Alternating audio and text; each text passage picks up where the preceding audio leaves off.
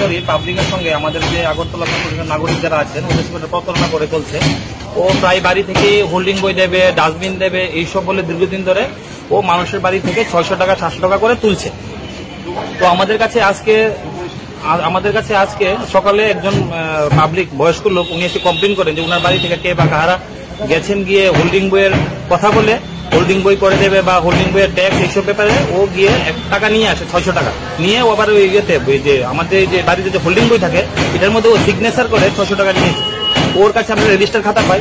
ওর কাছে মোটামুটি 8-10 জনের বাড়ি থেকে খাতার মধ্যে 8-10 জনের লিস্ট আছে যাদের বাড়ি থেকে ও টাকাগুলো কালেকশন করেছে। এরকম অনেক জায়গা থেকে ও কালেকশন করেছে, নর্থ কিছু জায়গা থেকে ও কালেকশন করেছে, আমাদের ইস্টজোন এরিয়াতে কালেকশন করেছে, বিভিন্ন জায়গাতে ও কালেকশন করছে। ওর সঙ্গে আমার মনে হয় আরো কিছু লোক জড়িত আছে। আমরা ওকে আইডেন্টিফাই করেছি। এখন আমরা যার বাড়ি থেকে ও টাকা নিয়ে এসেছে একজনকে ফোন করেছি, উনি আসছে, এসে উনি আইডেন্টিফাই করবে। আমাদের কাছে ভিডিও ফুটেজ আছে, যার বাড়ি থেকে টাকা এনেছিল ওর বাড়িতে সিসিটিভি ফুটেজ আছে, স্টিল ফটো আছে। আমি ভদ্রলোক 12টার সময় এসে আমাদের অফিসে অ্যাসিস্ট্যান্ট কমিশনার স্যারের কাছে কমপ্লেন করেছে। আমরা 3টার মধ্যে ওকে খুঁজে বের করে নিয়ে এসেছি।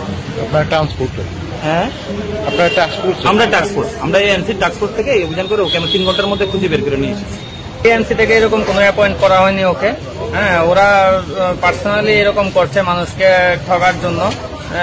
মিউনিসিপ্যালিটি এএনসির নাম বলে, এএনসি থেকে পাঠিয়েছে এরকম বলে বাড়ি বাড়ি থেকে টাকা কালেকশন করছে এবং কোনো বাড়ি থেকে 350, কোনো বাড়ি থেকে 600, কোনো বাড়ি থেকে 700 এরকম করছে। এবং এইরকম একটা ওর কাছে খাতা রেজিস্টার পাওয়া গেছে, ওই রেজিস্টারের মধ্যে বাড়ির নাম, মালিকের নাম, হোল্ডিং নাম্বার এগুলো এন্ট্রি করেছে এবং যেই বাড়ি থেকে টাকা পেয়েছে পেইড এন্ট্রি করেছে, যেই বাড়ি থেকে টাকা পায়নি পেন্ডিং এন্ট্রি করেছে, এরকম এন্ট্রি করেছে ওর কাছে পাওয়া গেছে। এবং ওর কাছে একটা ব্যাংক পাসবুক পাওয়া গেছে, ওটার মধ্যে এরকম 600 টাকা ঢুকেছে, এরকম ট্রানজাকশনও কিছু পাওয়া গেছে। বাকিটা আমাদের অথরিটি অ্যাসিস্ট্যান্ট কমিশনার স্যার এসে যা ডিসিশন নেয় নেক্সট তা ওর এগেনস্টে পদক্ষেপ নেওয়া হবে। ওনার সঙ্গে আরো একজন আছে, উনি বলছেন মুন্ডা।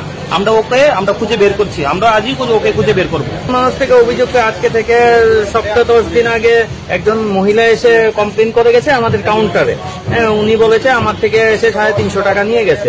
হ্যাঁ, তখন ওনাকে বলেছি যে আপনি কোনো আইডেন্টিফাই করতে পেরেছেন বা ছবি তুলেছেন বা এরকম বলেছে না, কিন্তু ওরা বলেছে আবার আসবে, যদি আসে আমি ছবি তুলে রাখবো। তখন ওনাকে বলেছে ছবি তুলে রাখবেন, প্রয়োজনে ওকে আটকে আমাদেরকে খবর দেবেন, আমরা আপনার স্পটে যাব।